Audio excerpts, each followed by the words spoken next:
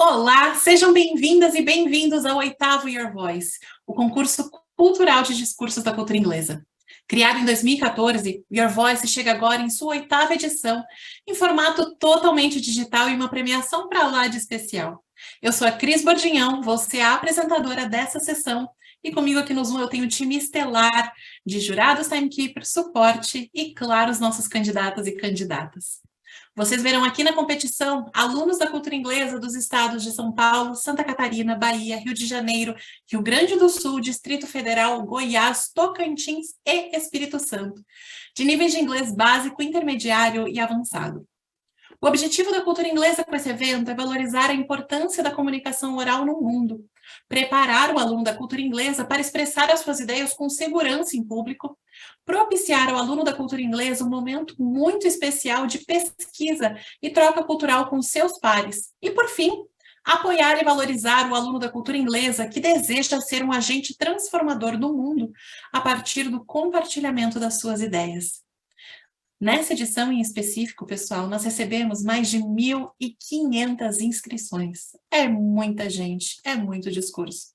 Na primeira fase do concurso, todos os candidatos enviavam o seu discurso em formato de vídeo. Esses vídeos eram, então, avaliados pelos jurados, e dessa lista de 1.500, 475 alunas e alunos passaram para as quartas de final. Nas quartas de final, que aconteceram algumas semanas atrás, eles se apresentaram aqui nessa mesma plataforma e ao vivo. E desses 475, 160 candidatos passaram para as semifinais, que é o que vocês estão conferindo neste momento. Todos eles discursando em inglês, que não é para qualquer pessoa, né? Então, assim, todos que estão aqui já são grandes vencedores e já se superaram muito e evoluíram desde o seu primeiro envio do vídeo até este momento agora.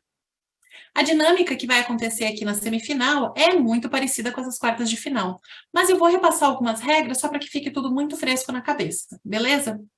Vamos lá! Para você que está nos assistindo aqui na plataforma do Your Voice, sejam todos muito bem-vindos.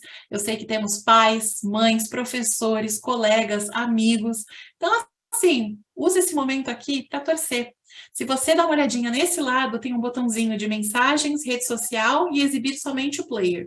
Se você clicar em mensagens aqui, desse lado vai abrir uma janelinha para você digitar suas mensagens e comentar nas apresentações dos colegas, para que a gente consiga criar um ambiente muito próximo, né, de quem está apresentando e de quem está assistindo.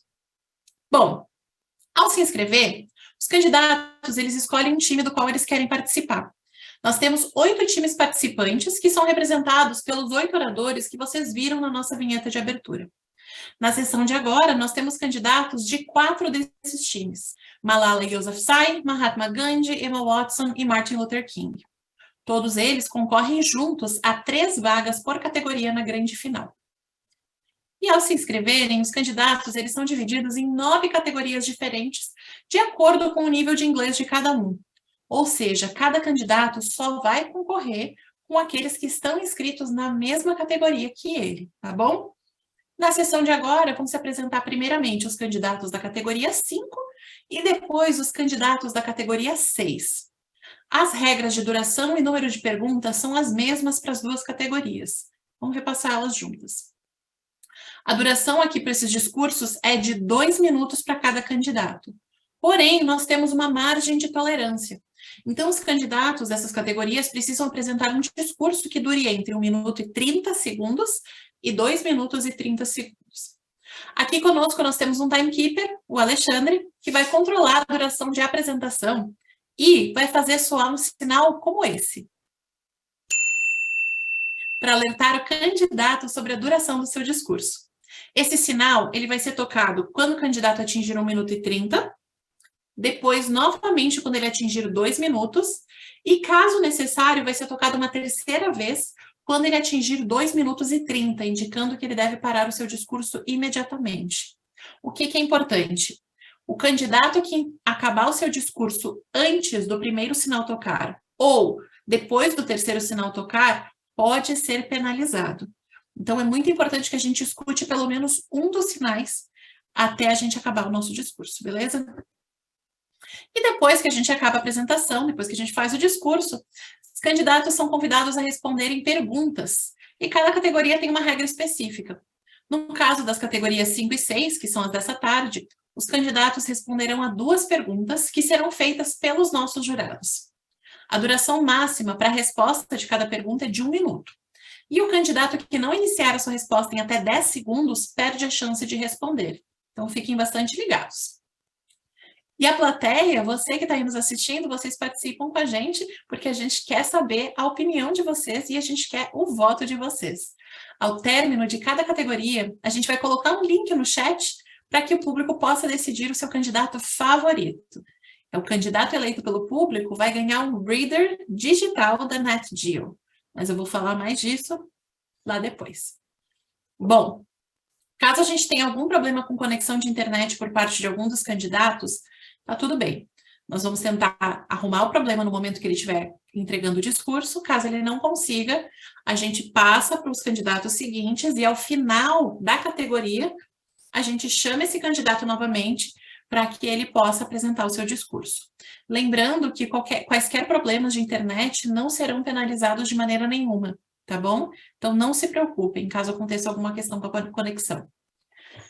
E aqui comigo na sala Zoom, você que está nos assistindo ainda não os conhece, mas vai conhecê-los em breve, nós temos os nossos jurados e juradas.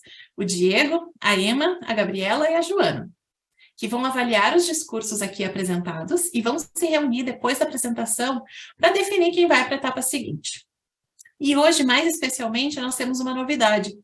Os candidatos que forem selecionados para a final vão ficar um pouquinho mais com a gente no final do nosso evento, da nossa eliminatória, e vão receber um feedback personalizado e individualizado para que cheguem ainda mais preparados na final. Massa, né? Como essa semifinal é algo que a gente quer lembrar daqui para frente, eu vou pedir para todo mundo ligar a câmera, ajeitar o cabelo, ficar lindo, botar o seu perfuminho, para a gente tirar uma foto e lembrar disso. Vamos preparar aí?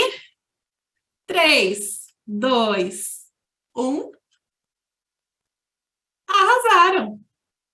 Agora eu gostaria de chamar aqui a Fernanda para fazer um sorteio para que a gente consiga saber qual vai ser a ordem de apresentação de cada uma das categorias. Fer, é com você.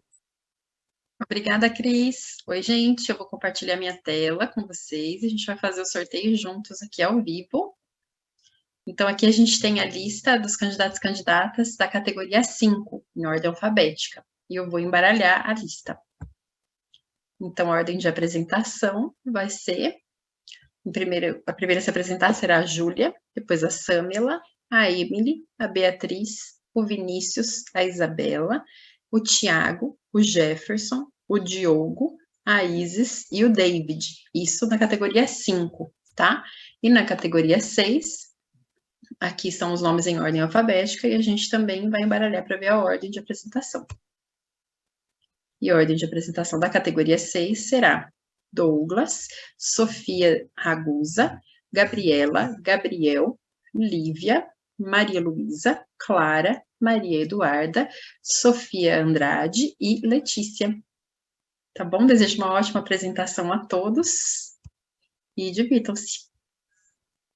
Então, sem mais delongas, vamos lá. Vamos saber agora como que vão ser as apresentações dos nossos semifinalistas aqui na categoria 5.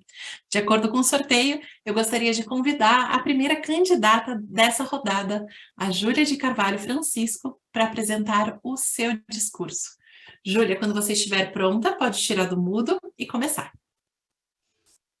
Hi, before talking about the theme of this year, we need to know the meaning of the word hero. In the Oxford languages, hero means a person who is admired for courage, outstanding achievements, or noble qualities. The thought we had when we were younger about the people who raised us can fit in this meaning. When we were children, we thought our parents could do anything. They could solve any problem, they could answer any question, they seemed invincible, strong. However, as we start to grow up, we notice that they're not perfect as we believed. We may have different ideals from them. Sometimes they won't understand what we are feeling, and we are going to get angry, mad, upset, maybe we think they're being unfair, but we have to remember that all good parents hurt their children by trying to help them. So we, as their son or daughter, have to understand that they're not perfect. They're humans just like us, and they'll make some mistakes because they don't know what is the right thing to do, every time. Moreover, our parents have their own problems and it can affect the way they treat us.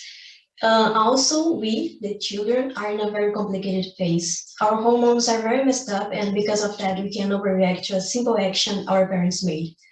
And last but not least, realizing our parents are not perfect is one of the most crucial points for our maturation, as we begin to understand that no one is perfect and it's okay to make some mistakes.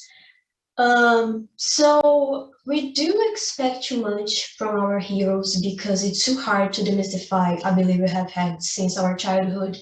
It's hard to understand that our heroes are not too different from us. They are fragile, they make some mistakes, and that's it.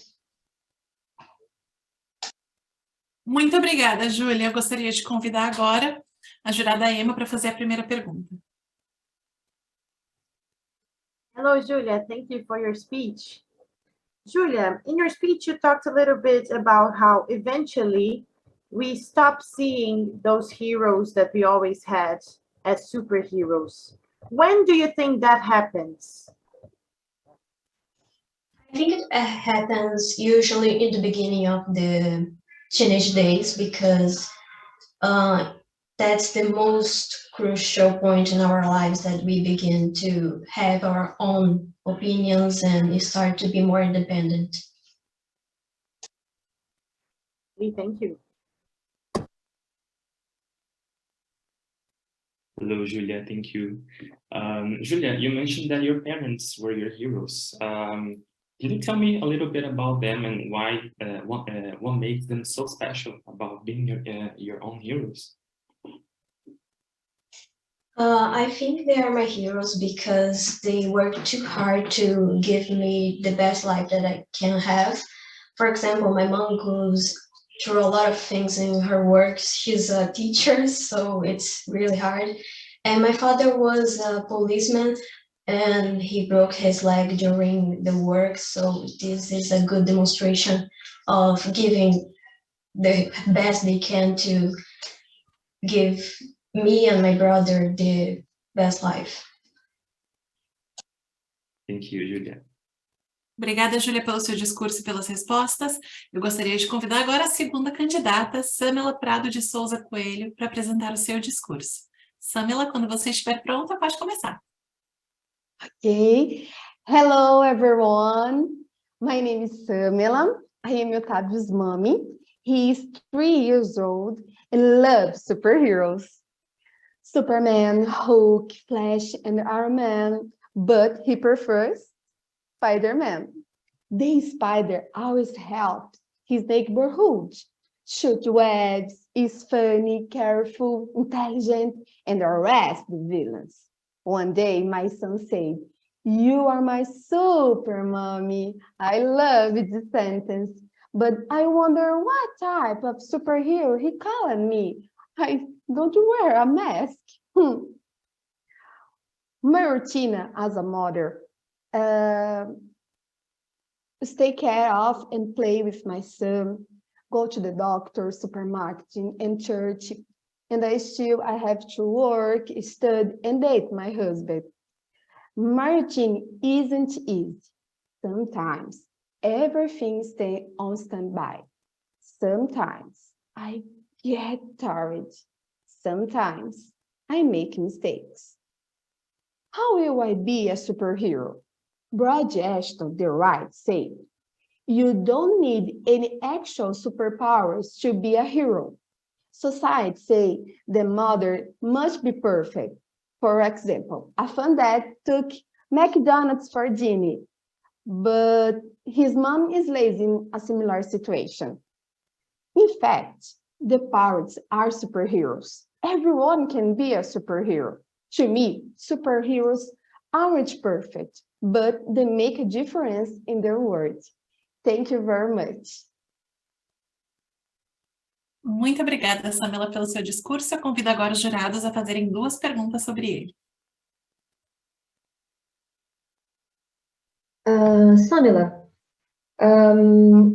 Why do you think it is important for children to have and admire superheroes?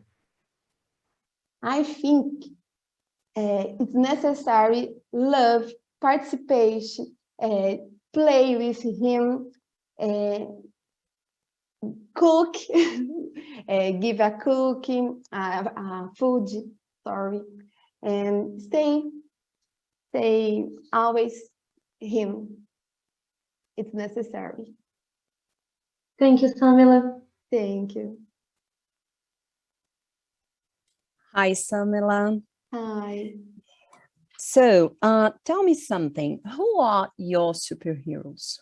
Who do you think that you can consider as a superhero in your life? Okay. I'm religious. Then I read the Bible every day. I go to the church. And then my superheroes is Jesus Christ. He make difference in the world and continues be difference in the world for me and for you and for everything, every people. Okay, thank you very much. Thank you. Muito obrigada, Samila, pelo seu discurso, pelas suas respostas. Obrigada, juradas. E eu gostaria de convidar agora a Emily Pereira de Bonfim para apresentar o seu discurso. Emily, assim que você estiver pronta, tira do mudo e pode apresentar. Hello, I'm Emily, and I'm representing Cultura Inglesa Paraisópolis. First, I would like to start asking a question. What is a hero? Well, in my opinion, a hero is someone that loves something and fights for it. But do we expect too much from them? There are moments in life that wait to be saved by somebody, by someone. However, this doesn't ever happen. I believe that in life, we are especially moved by two things, hope and fear. The hope that something someday will change, and the fear when we're really afraid of the situation. So, I'm going to tell a small story about me. When I was 8 years old, I wanted to play soccer in my old school, and a boy said that I couldn't because I'm a girl. At that time, I was really into Harry Potter world, and in my mind, I was thinking to myself, oh, if Hermione was here, probably she should have given him an Expelliarmus. But she was not there, and another little girl tried and received the same response. So I stood up, I called the ball, I stopped the game, and I say something like, yeah, I'm a girl. We are girls, but we can play this. We are going to play this. If you stop us another time, we are going to call the teacher. So what I'm trying to say is that we expect too much for our heroes, for other people, when we should be the person who gives.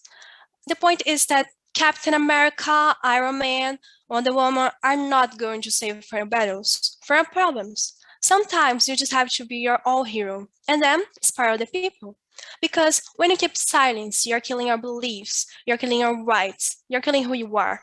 Once MLK say, what hurts me is not the shouts of the bads, but the silence of the goods. And I would like to conclude by saying that the first step to being a hero is to find your voice. Muito obrigada, Emily, pelo seu discurso. Eu convido a jurada Emma para fazer a primeira pergunta. Hello, Emily. Thank you for your speech. Emily, you mentioned Hermione from Harry Potter as a reference to you. Is there anybody non-fictional in real life that inspires you? If so, who? Yeah. My mother. She inspires me because she's a strong woman and she takes care of us alone. So she works a lot and she takes care of things like that. She's very strong. She's my hero. Thank you. Hello, Emily. You mentioned that this lesson you learned at that soccer game that happened when you were a child. Did anything else happen after you became a teenager or a young adult that proved other people wrong? Yeah. Once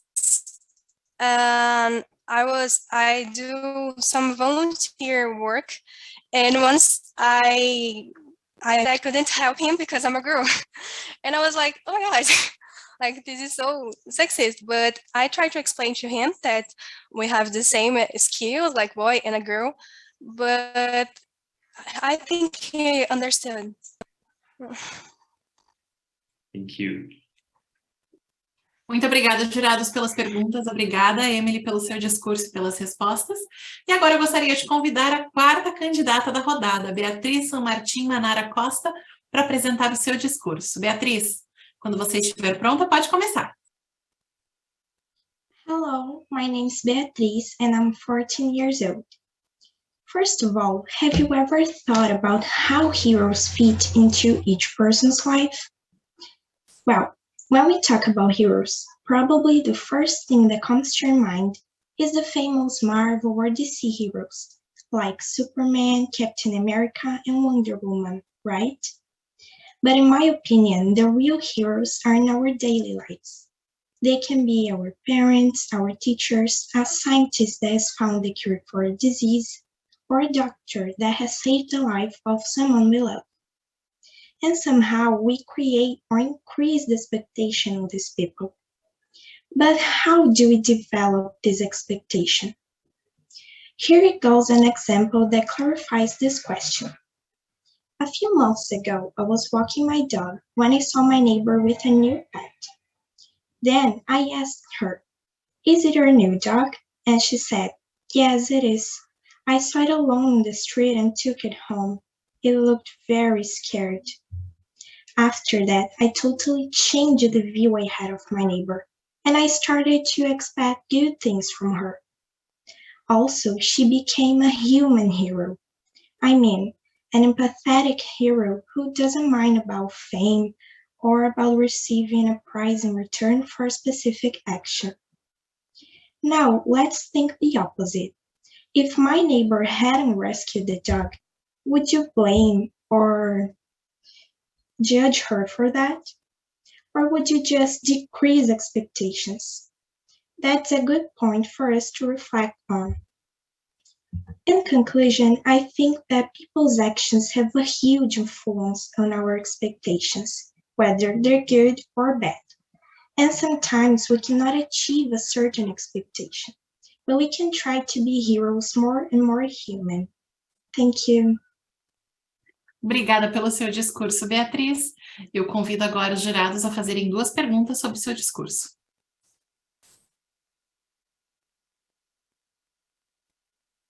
Jurada Joana pode fazer a primeira pergunta. Okay. Beatriz, which of your own attitudes do you think can inspire other people to see you as a hero? I think a good example is at school when I help my friends when they cannot understand the subject, and I give examples, help them to make the exercises. So I think people can get inspired by me when I help my friends. Okay, thank you. Hello, darling. So you mentioned in your speech lots of examples of heroes. Could you tell us what are the similarities you have with those heroes? I think the courage they have, because when we are heroes, we have to have courage to help other people and make them feel better. So when we help the community too, and that's it. Thank you very much, Beatriz. Obrigada, juradas. Obrigada, Beatriz, pelo seu discurso e pelas respostas. E agora eu gostaria de convidar o candidato Vinícius Romeiro Miragaia para apresentar o seu discurso. Vinícius, quando você estiver pronto, pode tirar do mudo e iniciar. Good morning, good afternoon, or good night, ladies and gentlemen. My name is Vinícius Romero Miragaia. I'm 12 years old, and today I came here to tell you that we expect too much from our heroes. We always watch superheroes in the movies, solving all of our problems with a simple snap of fingers. But we are not in the movies, and in the real world, our dreams don't come true and our heroes die. A great example of that was Martin Luther King Jr. He had a dream, he fought for his dream, and on April 4th, 1968, he was killed for his dream. It seemed like defeat. Even today, 54 years after his death, people suffer prejudice, are beaten, and are killed just because of their gender, their skin color, their sex orientation, their country, their religion, their social class. It's the exactly opposite of what he wanted. So, I ask you, was his death vain? No, of course not. There are millions of people fighting for his causes, and within these people is Martin Luther King's dream, Martin Luther King's battles, and Martin Luther King's life. So yes, we expect too much from our heroes, and although they don't give us what we want, they give us what we need, a dream, a vestige of hope, a light in the end of the tunnel. They make us our heroes when we carry their legacies in our hearts. Thank you very much. Muito obrigada, Vinícius, pelo seu discurso. Eu convido agora os jurados a fazerem 2 perguntas sobre ele. Hello, O jurado Vinicius. Diego pode fazer a primeira pergunta. Perdão. May I? I'll continue. Thank Please, you, please. Vinicius, for your speech. Vinicius, you talked about dreams coming true or how they don't always come true. Do you have a dream that has come true? Or is there anything that you want to become a reality? I have a dream that I think it is coming true. And this dream is similar to Martin Luther King's dream. I want equality. I don't want people to be judged for the things that I previously said, their skin color, their sex orientation, their country. I want people to be judged for what they make, not what they are. Thank you very much. Hello, Vinicius. What do you think Martin Luther King would think of today's reality if he was still alive? Well, from our hand, I think that it's visible that things get better because Black people can suffer less, but they still suffer a little bit. So I think it may be happy, but at the same time a little bit disappointed. Thank you. Muito obrigada, jurados. Obrigada, Vinícius, pelo seu discurso e pelas respostas. Eu ia pedir exatamente isso agora. A gente estava com um pequeno probleminha na sineta, mas a gente testou agora. Se vocês que estão aqui no Zoom escutaram a sineta que tocou agora, faz um sinalzinho sim. Então, beleza, obrigada. Para os candidatos que não viram as sinetas anteriormente, todos vocês entregaram o discurso na margem de horário, ok, tá bom? Não precisa se preocupar. A gente só estava com um pequeno problema no compartilhamento e agora está 10 de 10, tá bom? Então, dando prosseguimento, a nossa 6ª candidata da categoria 5 é a Isabela Oliveira Braga Soares. Isabela, quando você estiver pronta, tira do mudo e pode apresentar o seu discurso. Hi, my name is Isabella. I am from Brasilia. And to start my presentation, I want to say that I really like the team. We expect too much from our heroes because I will never thought about that. Okay, so I have chosen Malala because I think she fits the team well. I mean, she was just a kid when the attempt on her life happened. We don't expect this from adults, neither from a child. I wonder if her psychology was ready for what happened. She was only 17 when she received the Nobel Prize, the youngest person that ever received the award, and most teenagers with 17 are finishing the high school. She probably spent a lot of tears thinking of what would be like if the doctors didn't save her, or if she go to school like a normal girl. And this is the only thing that she wants, go to school. But Taliban see her as a treat, and her life changed at all overnight. If this happened to you, what would you do? I don't think you ever thought about this before, and she probably didn't too. I don't think Malala she would I don't think Malala thought she would become an example to be followed, even in her most strange dreams.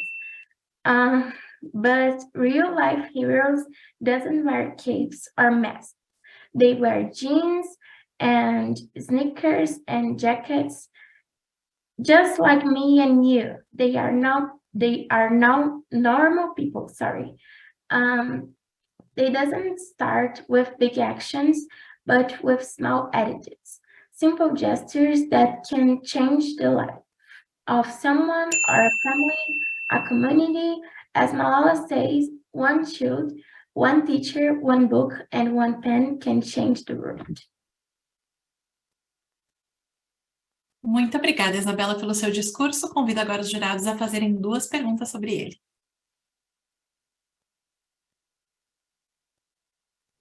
Hello, Isabella. Thank you for your speech.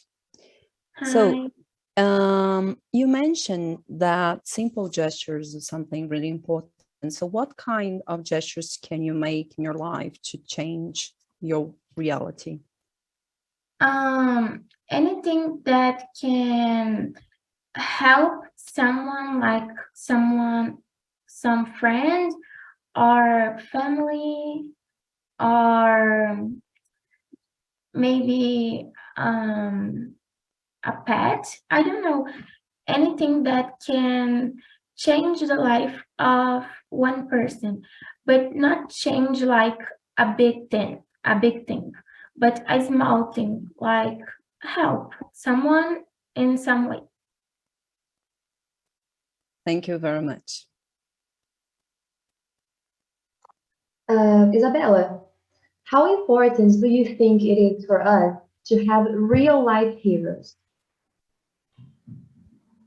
I think it's very important because real life heroes inspires you, and you can see the reality, because like just heroes of movies, you know that this is not real. So real life heroes are important to inspire you, and you can see the reality. Thank you, Isabella. You're welcome. Obrigada, Isabela, pelo seu discurso e pelas respostas. E agora, dando sequência, eu gostaria de convidar o candidato Tiago Silva Ferreira de Andrade para apresentar o seu discurso. Tiago, quando você estiver pronto, pode começar. So, hey, my name is Thiago, and today I'd like to talk about heroes. Superman and Wonder Woman? Of course not. I want to talk about the literal meaning of this word. According to Cambridge Dictionary, a hero is a person who is admired for having done something very brave or having achieved something great. Those superheroes are fake because nobody in real life has superpowers. All of us can be the true heroes. We only have to exercise our role of citizenship in our society. Firstly, a citizen is a person who exercises his or her rights and duties. And for me, citizen is a synonym for hero too, because a citizen is a person who does what he has to do and fights against social inequality, helping other people, something that the heroes from Marvel and DC also do. However, we have different superpowers. Here's a simple list of superpowers we have and maybe you didn't know you had them yet. We can vote to choose our governors. We can manifest our ideas. We have freedom to choose a religion or not. We can go wherever we want. We can choose if we want to do something or not. except if we are talking about loss. They are an obligation for us, because without them, we can't live in our society, and many more.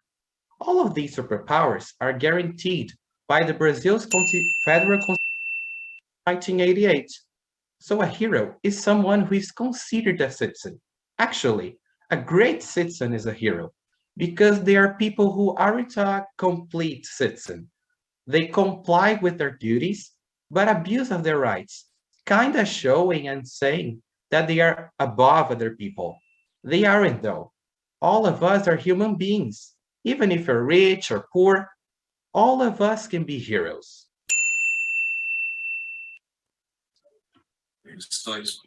Muito obrigada pelo seu discurso. Eu gostaria de convidar agora os jurados a fazerem 2 perguntas sobre ele. Hello, Thiago. Thank you for your speech. Thiago, I want to ask you, you talked about citizens knowing what they have to do when doing it.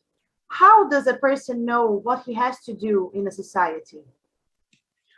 We learn since we are since we're children, we learn with our parents. Also, when we are growing up, we are living with other people, and we can know what is wrong and what is right, what is good for me and for you, good for me and other person, right? Thank you. Hello, Thiago. You mentioned your little list about the things we have to do to exercise our roles in as citizens. Which of these things have you done, and how do you feel about it?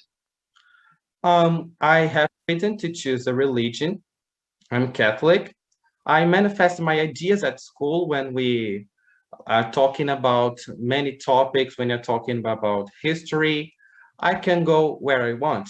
Not yet, because I had to obey my parents, right?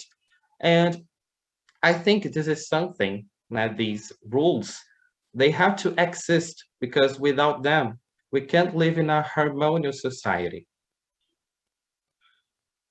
Thank you, Thiago. Obrigada, Thiago, pelo seu discurso e pelas respostas. E agora eu gostaria de convidar o nosso 8º candidato, Jefferson Cobbs, para apresentar o seu discurso. Jefferson, quando você estiver pronto, pode começar. Thank you. To dissect this statement, first, we need to define what a hero is. The definition of a hero can be different for each person we ask. Furthermore, the concept can be different depending on where the person lives and the moment they answer. For instance, in war times, usually the men in uniforms are considered heroes. On the other hand, for each side of the conflict, the heroes are different, depending, considering that the same person can be either a hero and a villain at the same time, depending on who inquires. In the middle of a pandemic crisis like the one we recently passed through, the chosen heroes are the doctors, nurses, or the one who discovered the cure. If the definition varies, and the same person can be simultaneously hero and a villain, maybe the question could be, are we expecting too much from the correct heroes? Maybe the key for a person to be considered a hero should be the way they handle their deeds. All in all, with the internet and fast communication times, it's faster and more accessible to hear about people's deeds throughout the world. At the same time, it's easier to trick to pretend to have a different personality. Considering that, if the person lives waiting for something from their heroes, they must be sure that in fact is a real hero. In my opinion, with all this information facility and the frenetic speed that everything happens and changes, to wait too much from anything, from anybody, could be the recipe for failure or for you to remain just another one in the crowd. I believe that everyone can be their own hero, and instead of waiting for things to happen, the idea is to make it happen yourself. Choose good examples to inspire yourself, but be the person who takes action. Create a strong mind where you are responsible for planning and executing your own life. This will generate less frustration about the world and possibly a better society. That's it. Muito obrigada, Jefferson, pelo seu discurso. Eu convido agora os jurados a fazerem 2 perguntas sobre ele, começando com a jurada Gabi. Hi, Jefferson. Thank you for your speech. I would like to know, why do you believe people seek for role models? I think the people are using not good examples to inspire nowadays. You can use, for example, now what we had in Brazil, like a political terms recently. We had two great groups on a country thinking different ways, and the people probably are using the politicals as heroes. And they are not heroes. They are just our employees in Brazil.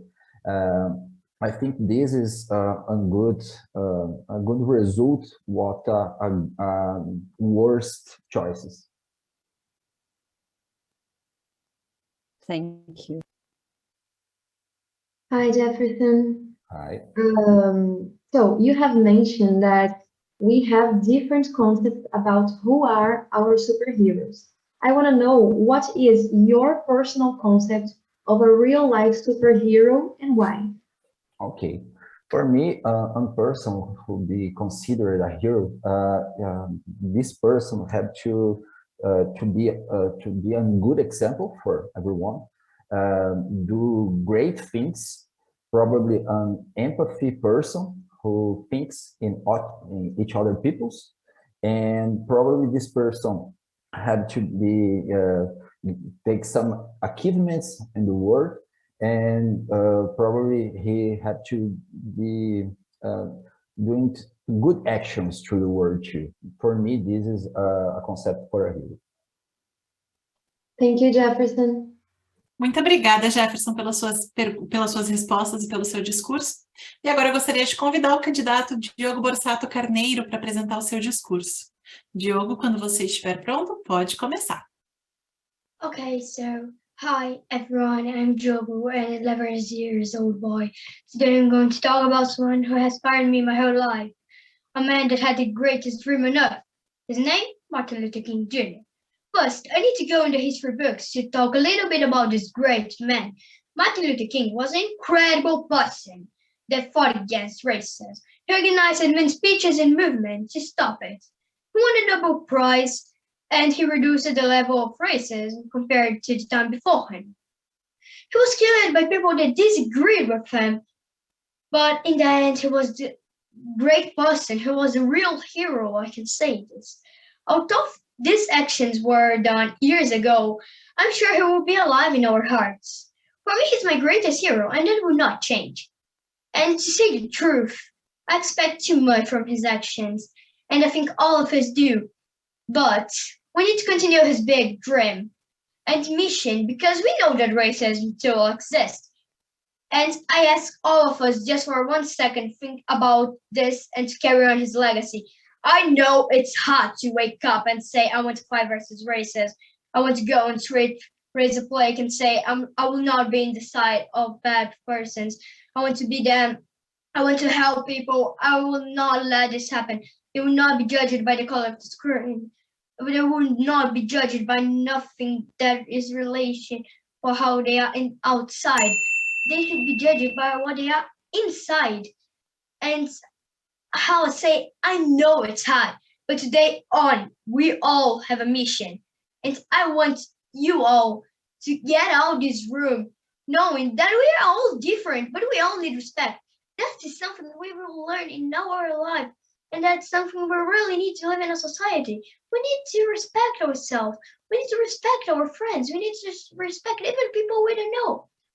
There are a lot of things to be judged, but we're not going to let this happen. Thanks for watching, and bye. Muito obrigada pelo seu discurso, Diogo. Eu convido agora os jurados a fazerem 2 perguntas, começando pela jurada Emma. Hello, Diogo. Thank you for your speech. Diogo, you talked about this mission of carrying on the legacy of Martin Luther King. What do you in your life do to help this? I'm the person that if sees this happening, I try to, as an 11 years old boy, to go and talk in my way, never use our fists, never use force, use our words. If our words, we can make magic. We can change opinions. We can change the world only using words. So, I try always when I see something bad happening, even in all topics, I try to express my opinion using words and try to talk with purpose. Talking with a purpose. I'm trying to make the world better in my way.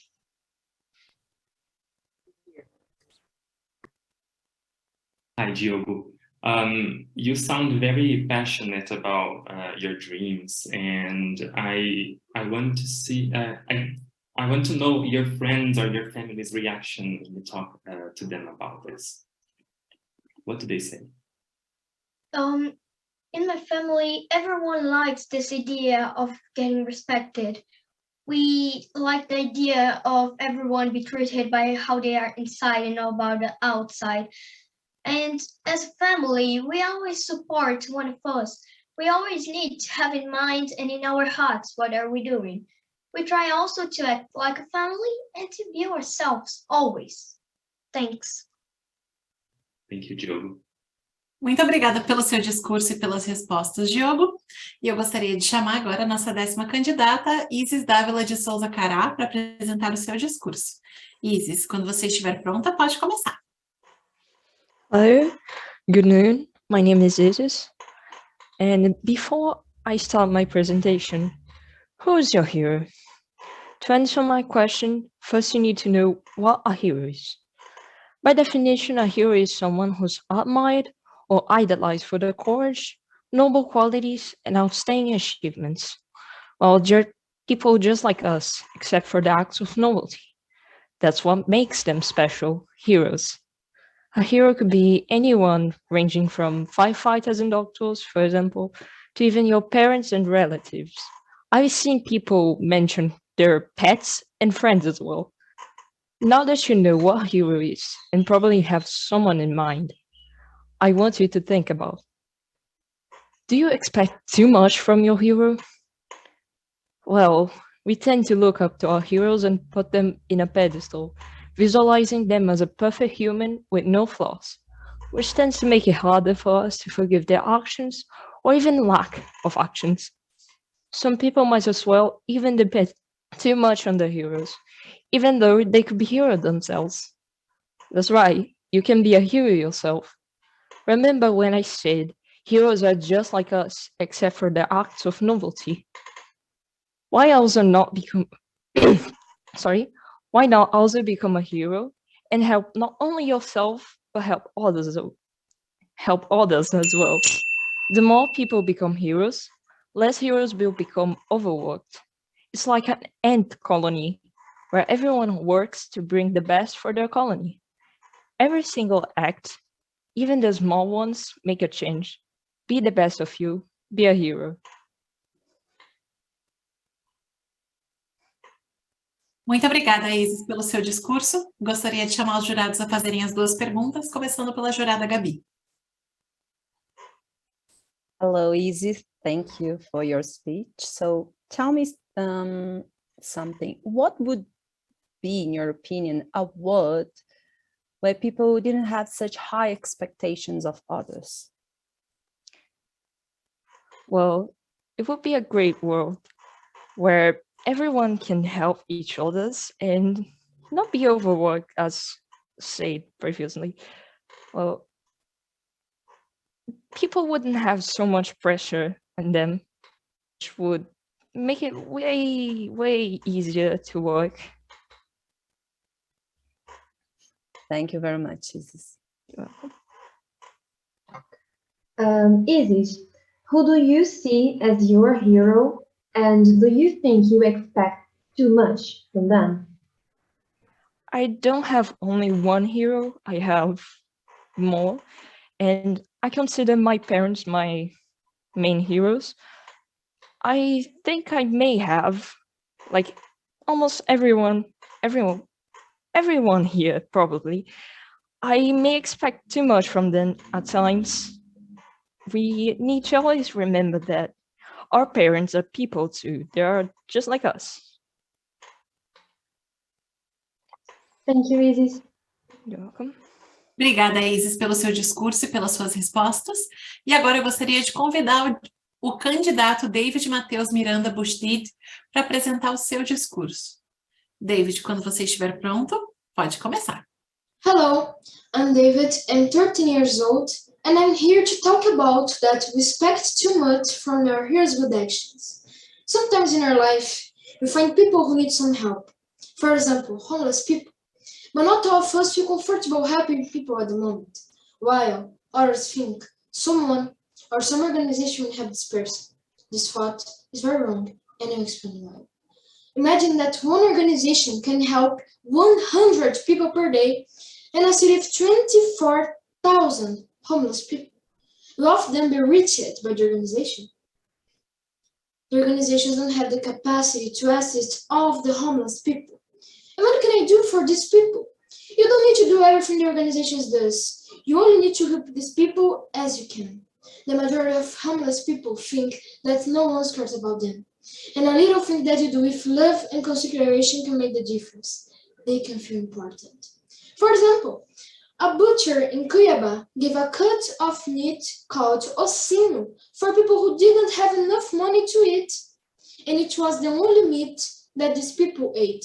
What I want to say is that you don't need to expect so much from our heroes, the organizations, the politicians, or other people with a good heart. You, yes, you can make the difference with little or big actions. One simple good morning can make the difference. Are you saying that I must help the people? No. Your good actions have to come from the heart, because a good action made without love and willingly is the same of nothing at all. So think about your daily life and the good actions that you can do. Don't wait. Don't think too much. Just do it. You can be a hero too. Obrigada pelo seu discurso, David. Eu gostaria de convidar agora os nossos jurados para fazerem 2 perguntas, começando com a jurada Emma. Hello, David. Thank you for your speech. David, even though only one organization or politician will not be able to solve all our problems, is there any organization or person that you follow and support? If so, which one? Can you repeat, please? Is there any organization that you support, that you like, and you always follow what they are doing? Yes, I follow my church. My church gives donation for people who need. They give lunch for people who need. They give food, and I assist them, and I support them. Thank you. Hi, David. You mentioned those little actions, like those actions that we can do from our hearts to help others. Which of those little actions do you think are the most important, and why? For example, when we say good morning or good afternoon, or for example, when people are sad and you say good morning, or how are you? These people sometimes feel, someone is important. Someone is caring for me. I think this is important. Thank you, David. Thank you. Muito obrigada, David, pela sua apresentação, pelas suas respostas. E com isso nós encerramos a categoria 5 dentro dessas semifinais desse domingo, tá bom? Parabéns a todos os que se apresentaram agora, arrasaram, parabéns. Vocês que estavam conosco na plateia também fazendo comentários, obrigada pelos seus comentários lá também. E, plateia, agora é a hora que eu quero ver vocês trabalhando também, escolhendo os candidatos favoritos de vocês. Vamos postar agora no chat um linkzinho para você copiar e colar no navegador para votar no seu candidato favorito, o Audience Choice, tá bom? Esse link vai estar aberto por 1 minutinho, vai ser muito rápido, então votem no seu candidato favorito, não esqueçam para que ele consiga, se for escolhido, né, se tiver o maior número de votos, que ele ganhe um reader digital da NetGeo, tá bom? O candidato que ganhar vai receber esse reader, que é um livro interativo de acordo com o próprio nível dele, super interessante, com informações muito legais. É importante lembrar também, gente, que esse voto, ele não tem conexão nenhuma com quem vai para a final, tá bom? Pode correr o risco, né? Pode ter a coincidência de que a pessoa que ganhar também passe, mas pode também ser que a pessoa que ganhe o Audience Choice não vá para a nossa final, tá bom? Agora a gente vai dar início às apresentações da categoria 6, e no final a gente vai fazer a deliberação de todas as categorias, das 5, das 6, o voto popular e quem vai para a final.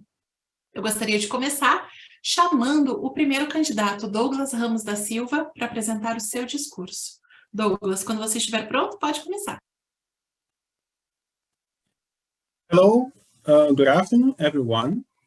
In the early 90s, a 15-year-old school student lost his perception of the importance of his educational heroes. It means of his 8 teachers. As a result, he couldn't go to high school to the second year. Throughout that year of resilience, it was little by little rebuilt endurance from inside out, so that he has been struggling since then to overcome each single hindrance with a constant support of his new teachers. Already at the university, at Federal University of Rio de Janeiro in 1998, this bold student could pay better attention to his first German professor, Mrs. Idalina. During a final oral examination, speaking, "Douglas, I see that you have a chance." Nowadays, at Cultura Inglesa in Madureira, in Rio de Janeiro, I feel myself very blessed because of the multicultural lessons delivered by my present hero, teacher Mrs. Vanessa Rocha, who delegates each activity in a high qualified way of teaching. To sum up, I want to praise God for the lives of all my teachers and of all my professors that empowered me for my everlasting development. Thank you very much for your special attention. Muito obrigada pelo seu discurso, Douglas. Convido agora os nossos jurados a fazerem 2 perguntas, começando pela jurada Gabi. Hi, Douglas. Thanks for your Hi. speech. Douglas, how important is it for you to fight for education in our country? Well, I'm very happy. Thank you for your question. Indeed, I am a teacher too. I'm a German teacher. And I understand that little by little, we can be with the students in a classroom, teaching them not only the subject, in my case, the German language, but also how important it is how to learn it. Not, for example, 90 hours a day, and the rest of the week being out of the contents, but also little by little, every day, a bit of the subject, and spread this idea for not only for my students, but also for my friends and the parents and so on. Thanks. Welcome. Hello, Douglas. You have mentioned that teachers are usually considered heroes. Do you think this can be harmful at some point?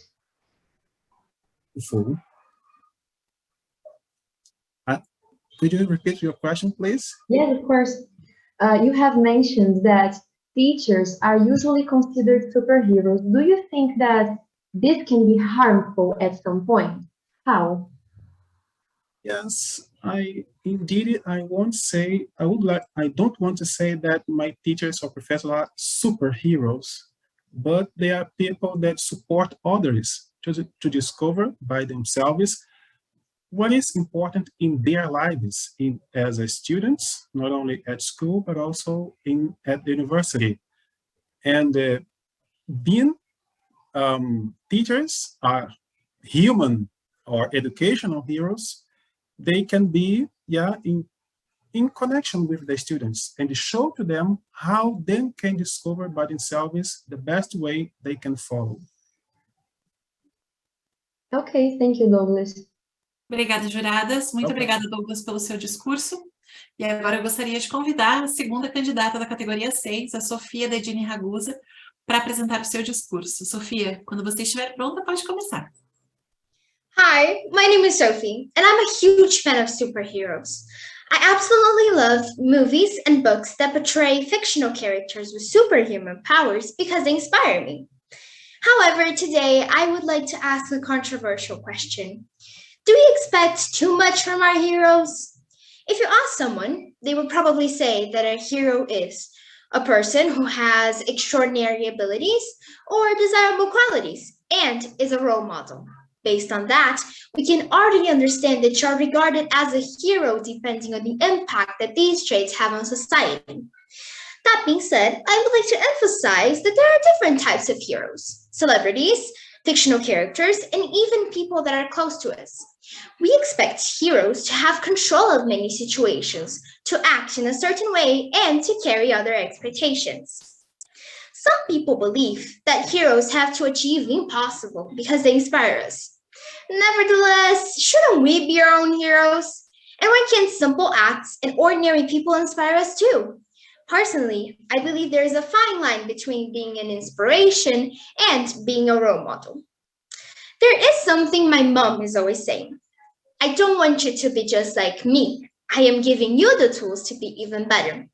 By saying that, she's telling me to be limitless, fearless, and to be my own hero. Personally, that is the most valuable lesson.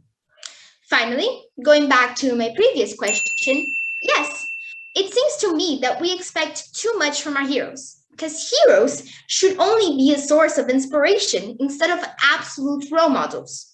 We have to be the change that we want to see in this world. Taking everything into account, let's never forget to believe in ourselves, to be limitless and fearless, and to be our own heroes. Like Katy Perry once said, I went from zero to my own hero. Thank you. Obrigada, Sophie, pelo seu discurso. Convido as juradas a fazerem 2 perguntas, começando pela jurada Emma. Hello, Sophie. Thank you for your speech. Sophie, do you think that usually people are more inspired by real-life heroes or fictional heroes? And why? Very interesting question. Thank you. I believe sometimes people believe more in fictional characters because they have, like I said, superpowers and they're super cool and they're like things that don't happen in real life. But what we can do is take those ideas that those fictional superheroes have and put them into our society. But personally, I believe people like more fictional characters. Thank you. Hi, Sophia. You mentioned something about being in control over some situations. What exactly do you mean by that? It means that sometimes we can't control everything that's happening. For example, when you're talking to a person and we are giving them options for what's happening, you can only change a person if the person wants to. So you cannot make a person change. The person needs to want to change. That's something I've seen in my life, and that's what I meant when I said that some heroes are expected to control many situations, even though that is impossible. Thank you, Sophia. Obrigada, Sofia, pelo discurso e pelas respostas. Obrigada, jurados. E agora eu gostaria de convidar a candidata Gabriela Martins Badaró para apresentar o seu discurso. Gabriela, quando você estiver pronta, pode começar. Okay, so hi everyone, my name is Gabriela Badaró. I'm a +2 student, and today I'm going to talk a little bit about our expectations for our heroes and relate that to role-playing games. So the first step to play an RPG is to create an original character to represent you. But have you ever had the impression that your character is better than you? Well, it is expected of you to give them all the best features and make them like 7 feet tall and super strong. And when you finish, your character is brave, beautiful, has a nice body, and can take advantage of any situation just like a superhero does. But come on, do you think that your character has no issues to cry about? Do you really think he's invincible? Well, if you think so, you should know that I'm sick of our stereotypes, because come on, man, your character is a human, just like you. He has bad days, gets hurt, has bills to pay, and is lactose intolerant the same way as you. Even if you prefer not to show this side of his story, you must know that this part exists because it's important for character development. Your character can make mistakes and feel blue sometimes, and that's totally okay. And as an RPG player, I know that sometimes we put a lot of enthusiasm into rolling a 20-sided dice to face a situation that we know that our character is able to go for it and win, but we get the lowest score and he fails in the worst possible way. But there's no problem with failing at all. We can't expect our characters to be successful all the time. We need to normalize that he might get some damage when he faces a resistance test. It is okay to be beaten, sometimes from a huge villain, or sometimes from a piece of rotten food that made your character sick enough to lose some life points. That's why we have many other characters to give us support when it's necessary. And those other characters also have weaknesses, just like the one of yours. And that's what makes the game fun to play. Since we are not always powerful, we need each other's help to fulfill the gaps and be successful in our missions. That's why some RPGs ask our characters to have some phobias, fears, or addictions. The game wouldn't be fun if the characters were perfect. Everyone has a weakness, and we mustn't expect them to be unbeatable every match. Muito obrigada, Gabriela, pelo seu discurso. Convido os jurados a fazerem 2 perguntas sobre ele. Começando com a jurada Gabi. Hello, Gabriela. Hi. Thank you for your speech. I would like to know if you have someone in your life that is a reference of a hero. Well, I have some references in real life and at cartoons as well. In real life, I would talk about my parents because they have always supported me and saved me when I was holding out for a hero at some point. And as cartoons, I think I had some characters to relate because they have the same issues I have to deal in my life. And it's nice to know that someone is passing for the same thing that I am passing right now, and they went successful in what they try to do. Thank you. Gabriela, you have mentioned that it is important in media representation for heroes to have plot. Is there any flawed character that you admire and why? Well, I have some characters that I admire, and right now I'm a biggest fan of my original character, and his name is Hadu. And I am trying to make him to get the best version of him, and I'm expecting him to be the main character of his own life. And I'm not expecting him to be a superhero. I know that he has some issues to deal, but I hope that he can become a better person at some time. Okay, thank you, Gabriela. Obrigada, Gabriela. Obrigada, juradas. Agora eu convido o candidato Gabriel dos Santos Almeida para apresentar o seu discurso. Gabriel, assim que você estiver pronto, pode começar. Hello, everybody. My name is Gabriel, and I would like to start my discourse with 2 questions. The first is, if I say the word hero, who's the first person that comes to your mind? Based on this person, what is a hero for you? Or better, what makes a person become one? According to the Cambridge Dictionary, hero is a person who is admired for having done something very brave or achieving something great. In fact, heroes normally carry peerless accomplishments with a huge responsibility that we have to talk about. First, heroes are the ones to take the first step on a group, but many times they're not followed by the others who only stare at their initiative. When we put heroes on a pedestal, we don't see how lonely this position is. Furthermore, the glorification of heroes brings another matter, their necessity of avoiding contradicting themselves. We humans are flawed. Many times we say things and do others. It's our own nature. But still, heroes are extremely vulnerable to this, as one mistake can validate their entire cause. Opposed to this, be the change you wish to see in the world. As Gandhi said, we can't keep idealizing people. We have to take our own steps. Even small acts like treating each other with kindness and empathy can help change the world bit by bit. Thus, my final message is, don't let heroes be heroes. Make heroes leaders of something bigger than themselves. Don't let heroes become static figures to admire. Make them instigators of movement. Don't let heroes fight alone. Help them make our own moves. Rome wasn't built in a day, but it was built by several people laying bricks every day. Thank you. Muito obrigada pelo seu discurso, Gabriel. Convido agora os nossos jurados a fazerem 2 perguntas sobre ele. Thank you, Gabriel. Your first question was, who's the first person that comes to your mind when you think about a hero? So I would like to know who this person is and why.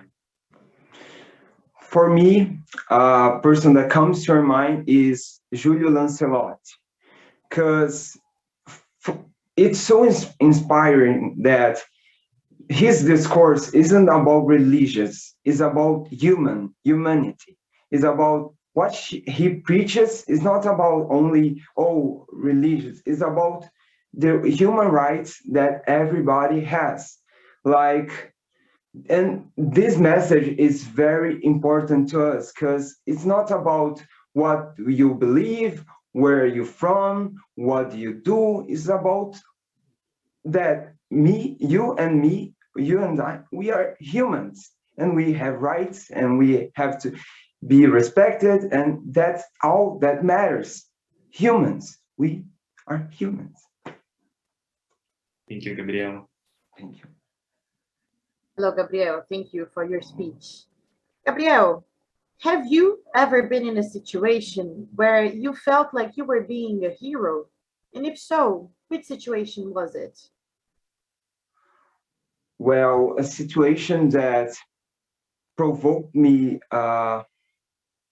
this feeling is when in my school we talk about the prevention of câncer de mama, and that was really important because we really felt that we were helping spread this message. Because for me, being a hero is not about doing, it's about saying, get more people to know about the message. So when we were talking about this, I really felt like a hero because I know that more people could be treated earlier and have a healthier life. And that's it.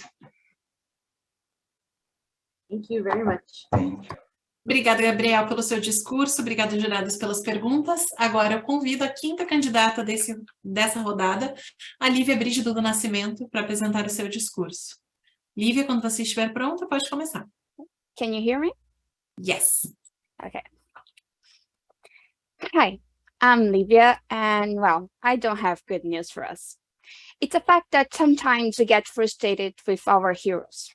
Although I could take into account the fact that we're dealing with real people who get tired and makes mistakes, the point of that speech was going to be in the 3rd person. My desire is showing this aspect the closest that I can. I'm talking about the normal people, the Gotham citizens, if I was in the Batman universe. Are we putting the heroes in charge of any chores that belongs to us?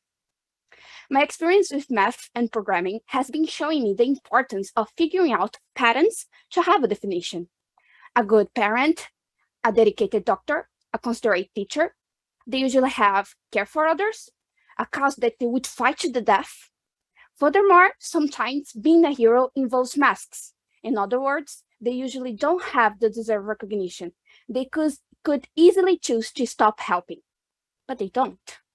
I dare say if the ideal heroes listened to our complaints, they would respond something similar to what Martin Luther King has said before. If you want to change the world, pick up your pen and write. I know it's easier to wait for a Batman, but a daily effort makes the difference. We can start being as Robin, at least. There's a meaning that the parents can give to us when you need to be one to see it. To conclude, C.S. Lewis, a great writer, caught my attention with this quote. Everyone says that forgiveness is a lovely idea until they have something to forgive. I bring this line of thought to our context. Everyone says that being a hero is the best position until they have to be the one. I invited all of us to put ourselves in these noble shoes. Thank you. Obrigada pelo seu discurso, Lívia. Agora eu convido os jurados a fazerem 2 perguntas sobre ele. Jurada Joana, pode começar. Hello, Livia. You have mentioned that real-life heroes, they don't get much recognition. Do you think it's important for them to get this recognition?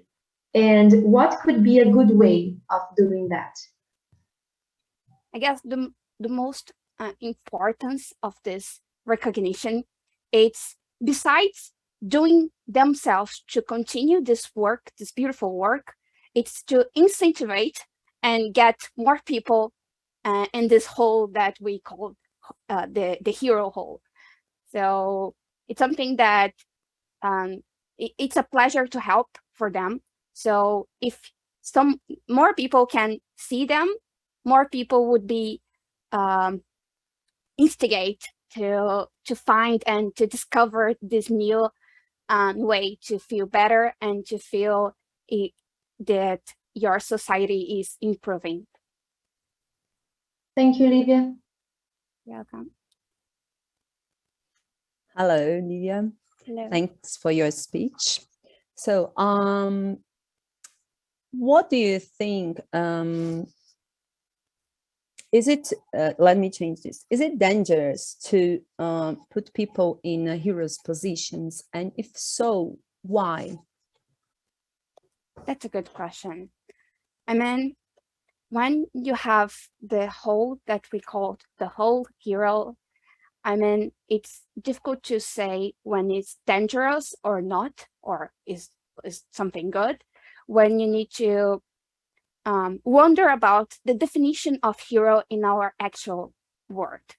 So if the definition takes into consideration the insight and the actions that really proves that this person deserves or it's a good hero for our society, then we have a good way. Then we have a good choice. But when we have only a perspective or some observations that calls the person is a hero, it's kind of harmful for the society.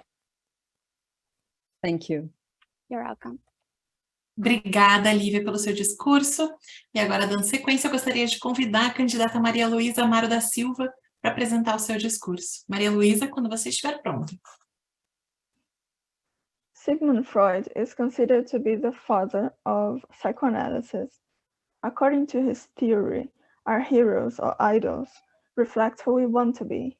Thus, we must be careful with the expectations we create on those people. After all, those expectations are only representations of the wishes we couldn't grant ourselves, and when they are broken, the frustration that comes with it is overwhelming. In this case, we can apply this saying, the higher you climb, the harder you fall. On that matter, the famous German philosopher Friedrich Nietzsche says, there are more idols than realities in the world. That is my evil eye for this world, which is also my evil ear. By that, he means that we idealize people much more than we recognize their true colors. Now, you may think, but how does that affect us? What does that have to do with us? Well, when our expectations aren't met, we may feel frustrated, sad, angry, etc. Because those are unpleasant feelings, it would be wiser of us if we just avoided letting those feelings grow by being realistic or even stoic.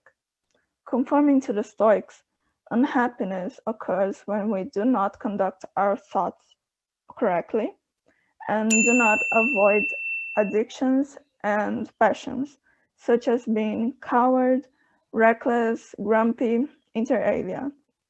Therefore, I think it would be promissory to follow Stoicism, or if not, just try not to idealize people so much, because after all, we're all only human. Thank you. Obrigada, Maria Luísa, pelo seu discurso. Convido a jurada Emma para fazer a primeira pergunta. Hello, Maria. Thank you for your speech.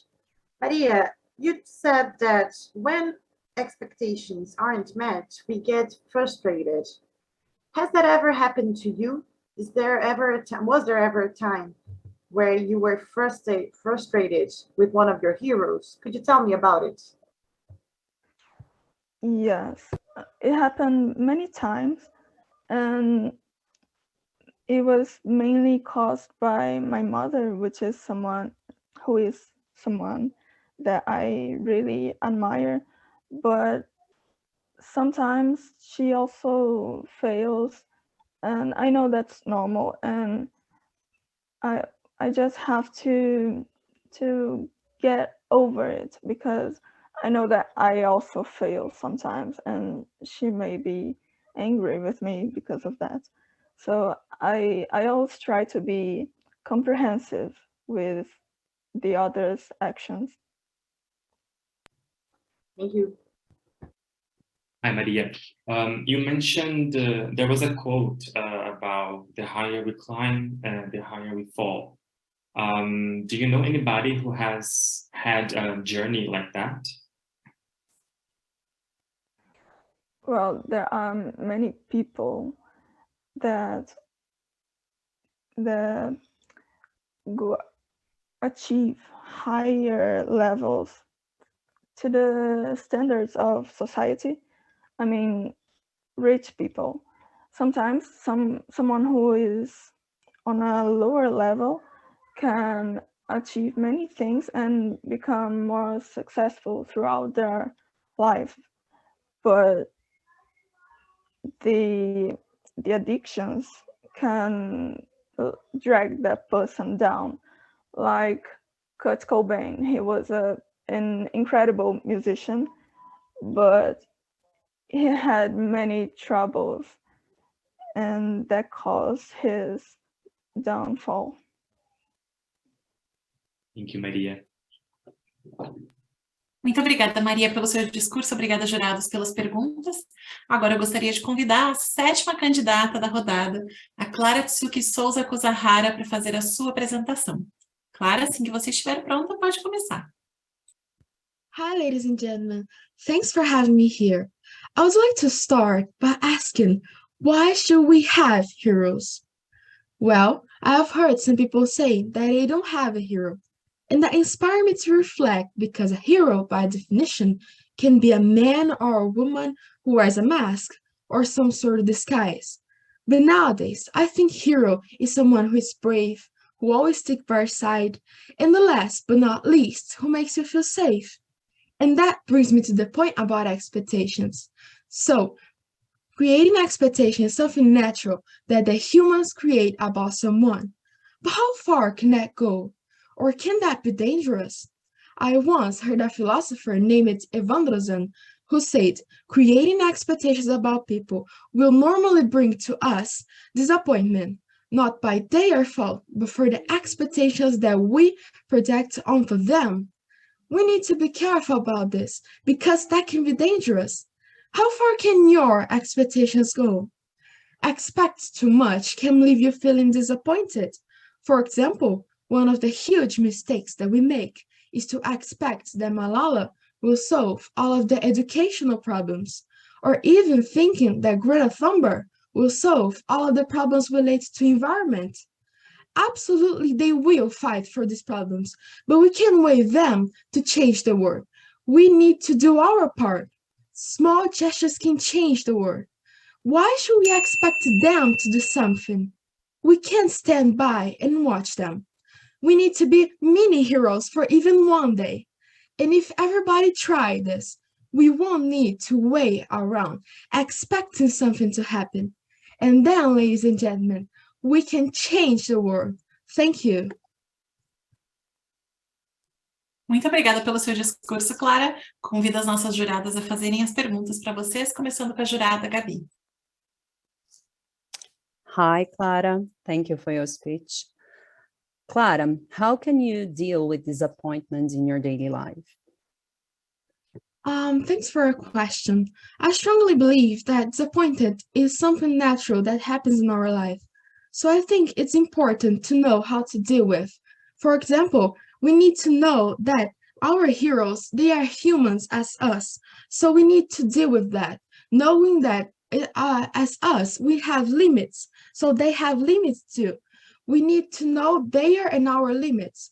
So we need to deal with disappointed because we are expecting too much from them. We are going to get disappointed because they are humans as us. We can't expect too much from them. So it's necessary to deal with our disappointed. Thank you. Hello, Clara. So in your speech, you talked about how much we expect from other people. What can we do to avoid having this expectation about people around us? I think, as I said on the speech, that we need to make our own part. We need to be heroes too. We need to do gestures and things that can help our heroes to do their part. Our heroes can't work alone. We need to help them. So this is how I think we won't get disappointed because we helping them, we can get a better place and a better world. So then we won't need to expect too much from them. Thank you. Thank you, Clara. Muito obrigada, Clara. Obrigada, juradas, pelas respostas. Obrigada, Clara, pelo seu discurso. Agora eu gostaria de convidar a oitava candidata da sessão, a Maria Eduarda da Silva Nascimento. Maria Eduarda não está conosco aqui no Zoom. No final desse bloco, nós vamos chamar o nome dela uma segunda vez para dar mais uma chance dela se apresentar. Então, prosseguindo, eu gostaria de chamar agora a nossa nona candidata, Sofia Pereira de Andrade, para apresentar o seu discurso. Sofia, quando você estiver pronta, pode começar. Good afternoon, everyone. I'm going to talk a little bit about heroes, emphasizing the human aspect of those people. The term hero comes from the ancient Greeks. For them, a hero was a mortal who did something, good or bad, so remarkable that it received worship. Nowadays, it is hard to detach the concept of heroism from morality. We only call heroes those we admire. Sometimes, our heroes have exceptional examples of certain ideals, bravery or compassion or wisdom, but they are normal, flawed people otherwise, so deifying them sets you up with disappointment. You might even say it's unfair for them too, because usually they don't betray people. It's the people who have wild perceptions of them in the first place. However, we should consider that on some level, you being this hero to people gives you a lot of power. And with power like that, you need to use it responsibly. J.K. Rowling's transphobia comes to mind. Not only has she said bad things, but she will probably never change for the better. That kind of close-mindedness is a problem for everyone, and social backlash should be expected if you prove yourself to be that kind of person, hero or not. It's just that for the average everyday Joe, that backlash will occur at the hands of her social circle, rather than millions of people. One might think that reaction by that many people is a bit much to burden anyone with. But if those heroes deserve overwhelming success, it seems fair that they also deserve overwhelming backlash for their moral failures. They aren't superhuman, but they are significant, for better or for worse. In conclusion, I simply believe that nobody should be placed up on a pedestal. I know for a fact that there is no perfect person in this world. On one hand, the frailties and flaws of heroic people make them more like us, and that may seem to reduce the hero's stature. But on the other hand, these great people, amazingly, are human too, and perhaps what is possible for them is possible for us. They stumbled, they wavered, they made mistakes, but they got up and accomplished incredible deeds. Maybe we might do so too. Thanks for listening. Muito obrigada pelo seu discurso, Sofia. Eu convido agora os nossos jurados a fazerem 2 perguntas, começando pela jurada Emma. Hello, Sophia. Thank you for your speech. Sophia, how do you think that we can battle close-mindedness? Hello, Emma. Thanks for your question. I think that is actually very hard, especially nowadays where we have so many fake news, and it's really easy to spread those fake news and those polemic opinions with the internet. So I think that the best we can do is really fighting the fake news. It's telling people that we know in the internet or in real life that it is fake, and show them the real arguments and the facts that we have. Thank you.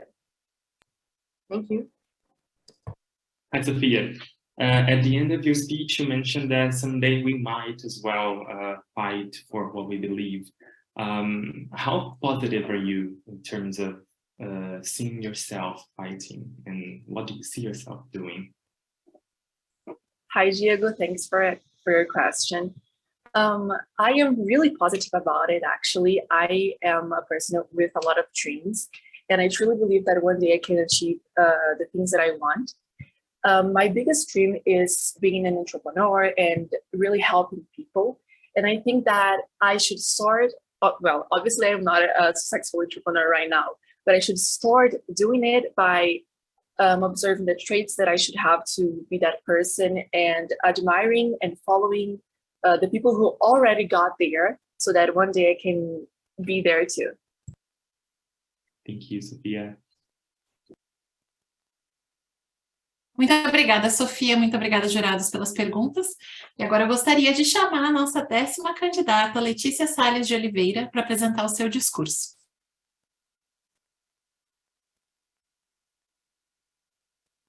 A Letícia não está conosco aqui na sala Zoom. Como a gente comentou, como a gente encerrou a primeira chamada, a gente chama de novo os candidatos que não estavam presentes.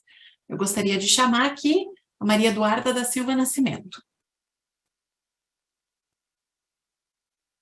Maria Eduarda não está aqui conosco, e chamar novamente, uma segunda vez, a Letícia Salles de Oliveira.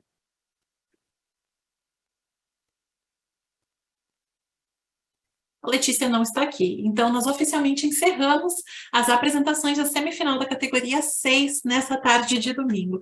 Parabéns a todos os candidatos e candidatas que fizeram seu discurso, que arrasaram muito.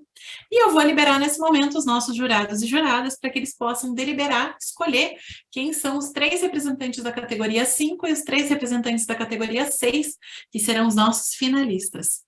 E enquanto isso, você que está nos assistindo aí também vai poder escolher o seu candidato favorito da categoria 6.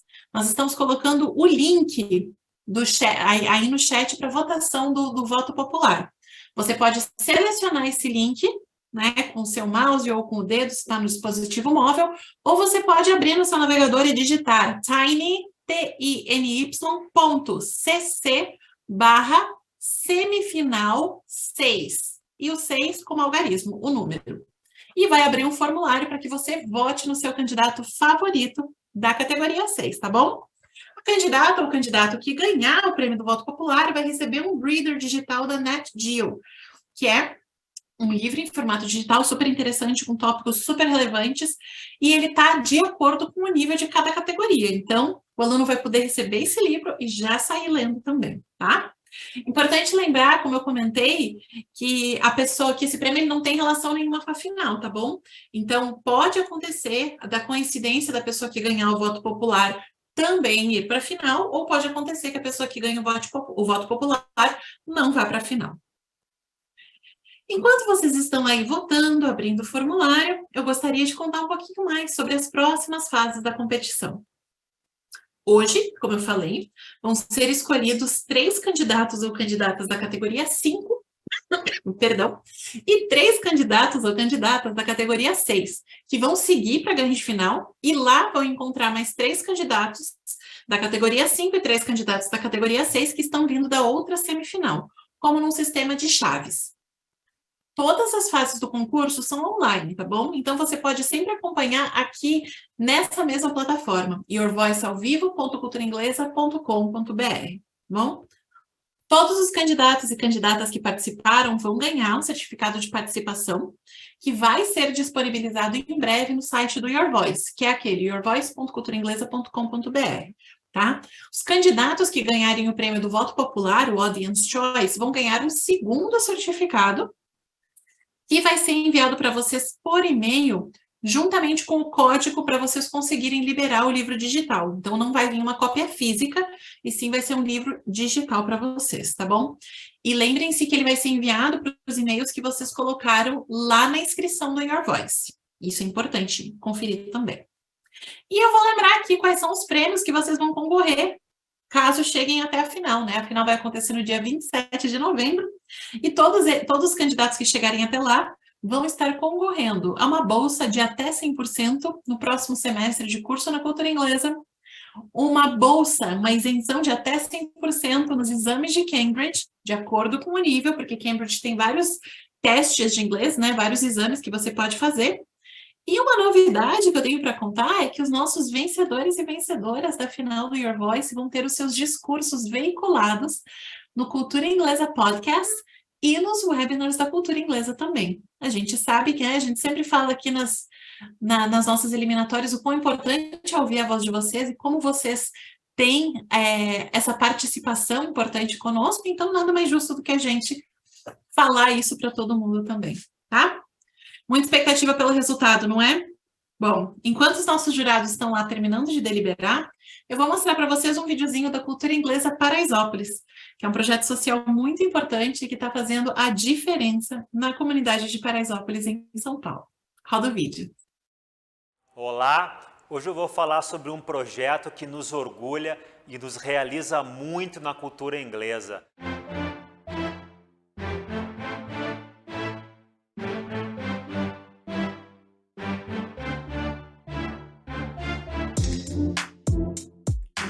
Essa unidade foi concebida para atender apenas os moradores da comunidade, de forma 100% gratuita, apenas alunos bolsistas. Uma unidade padrão cultura inglesa. Quando eu fiquei sabendo da oportunidade, eu fui uma das primeiras a fazer o cadastro já para tentar a sorte, graças a Deus eu consegui. E aí tinha vaga para adulto também, né? Aí começou eu, minha esposa, minhas 2 filhas, a mais velha e a do meio. Desde então, todos nós estamos aqui. Foi um elemento incrível aqui na comunidade. Oferecendo cursos de inglês com a nossa excelência acadêmica, com professores cultura inglesa e com atendimento humanizado e individualizado, que são nossas características, aqui com um acompanhamento especial dos alunos.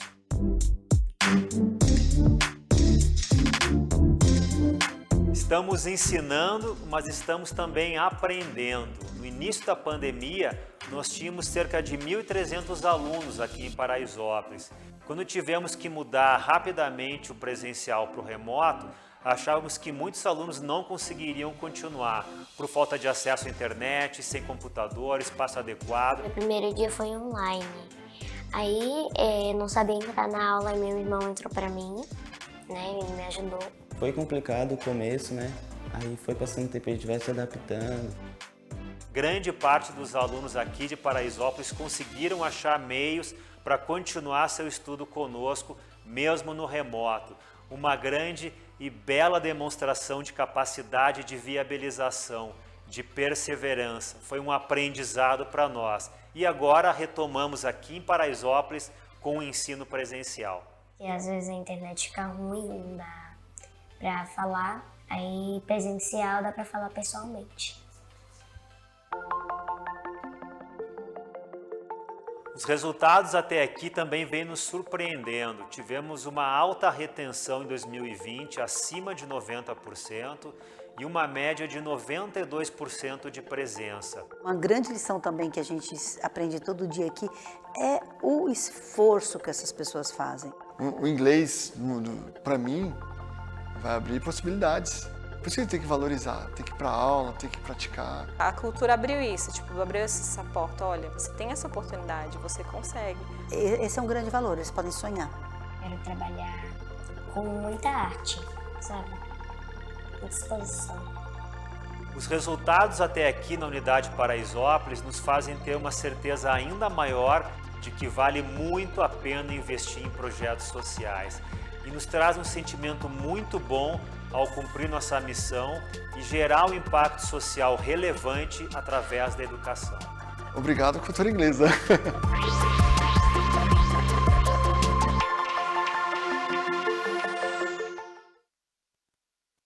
Esse projeto é um dos meus favoritos aqui na Cultura Inglesa. É incrível a gente poder ver o impacto que está acontecendo lá na comunidade e tudo que está rolando, né? Nós, inclusive, temos alguns participantes do Your Voice que são lá de Paraisópolis também e estão participando conosco aqui. Maravilhoso, gente. Muito legal. Bom, eu já fiquei sabendo, né, lá da sala dos jurados, que a situação está bem complicada, está bem difícil escolher os finalistas, a situação está punk. Então, a gente vai chamar um pequeno intervalinho, tá? Pelo amor de Deus, pessoal daqui do Zoom, não saiam daqui. Eu quero ver a carinha de vocês quando a deliberação acontecer, tá bom? Se vocês quiserem fechar a câmera, tomar uma água, esticar um pouquinho, mas não saiam aqui do Zoom. E você que está nos acompanhando pela plataforma do Your Voice, também não saia daí, porque em breve a gente vai voltar para fazer a deliberação, falar quem são os 2 candidatos do voto popular e quem são os 6 candidatos, né? 3 finalistas e 3 finalistas que vão para a grande final do Your Voice no dia 27 de novembro. Mas, por enquanto, de novo, candidatos, mexam os ombros, dá uma relaxada, os discursos já foram, agora é só a gente esperar a deliberação desses jurados, tá bom? Roda o intervalo.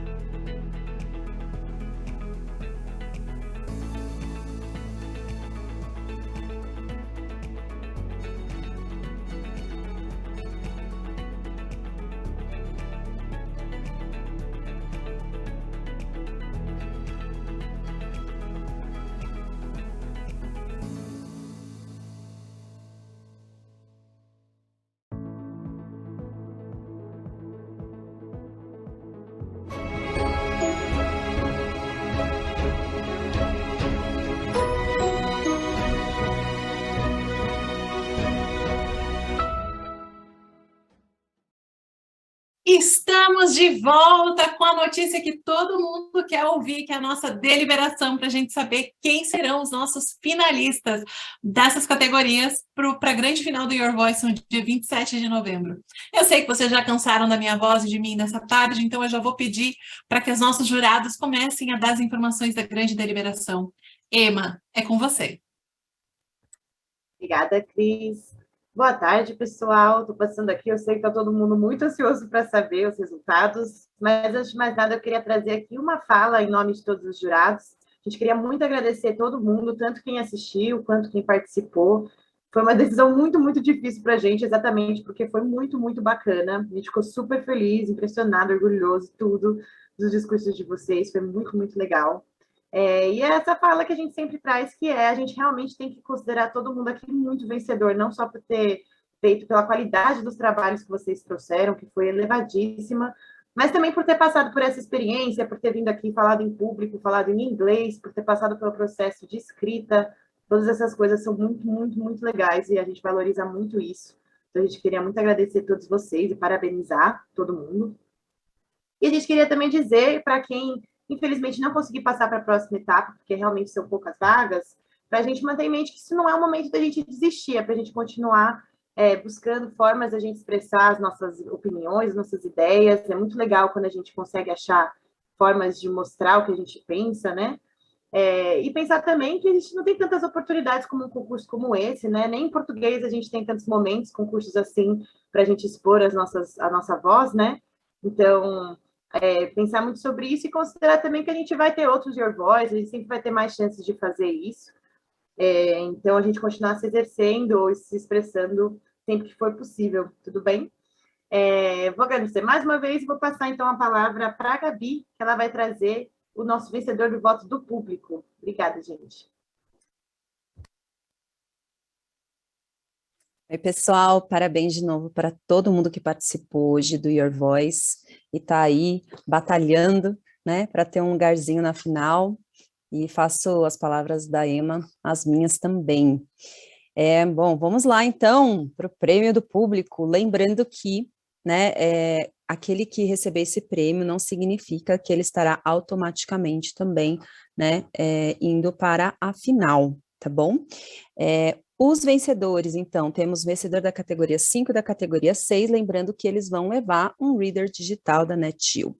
E o vencedor da categoria 5 é o Thiago Silva Ferreira de Andrade. Muito bom. E da categoria 6 é a Sofia Dedini Ragusa. Muito bom.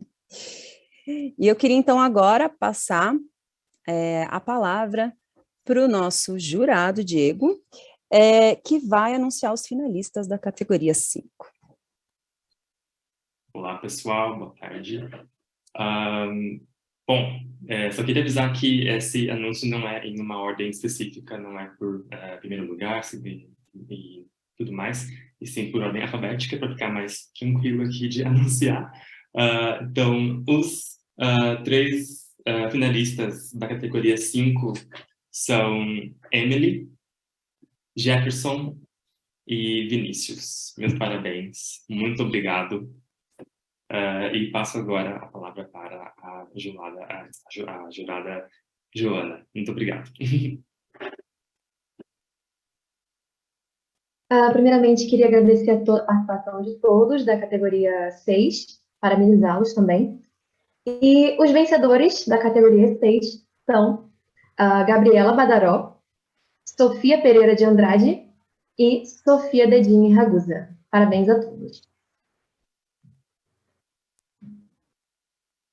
Parabéns aos nossos finalistas! Vocês vão ter aí a tarefa de levar todo esse grupo que apresentou com vocês, né? Trazer o melhor desse grupo, trazer tudo que vocês trouxeram nos discursos para a galera que vai ver na nossa grande final no dia 27 de novembro. Meus parabéns. Eu faço minhas as palavras de todos os jurados aqui, e principalmente como professora Cultura Inglesa, é um privilégio poder ouvir tudo que vocês têm para falar e se comunicar em inglês. Para vocês, pais, mães, amigos, parentes, colegas, professores dos alunos que estão aqui, eu quero parabenizá-los por incentivarem os seus filhos, os seus amigos, né, os seus alunos a participarem de um evento tão importante quanto esse, que traz muitos benefícios, não apenas para a pessoa, né, não apenas linguisticamente, mas traz um benefício muito grande para a nossa comunidade. Porque nós passamos aqui 2 horas ouvindo grandes ideias e discutindo grandes ideias de como melhorar o nosso mundo. Meus parabéns a todos vocês, tá bom? Para os nossos finalistas, eu peço para vocês que não saiam aqui da sala Zoom, porque a gente vai ter um momento de feedback individualizado para todos vocês chegarem na final, ó, ainda mais incríveis do que já foram hoje. E para todos vocês, e você que está nos assistindo, tenham um ótimo domingo. Mais para frente, a gente ainda vai ter mais uma semifinal acontecendo de outras categorias. Se vocês quiserem, convido vocês também para assistirem aqui, tá bom? Um grande abraço e nos vemos muito em breve. Tchau!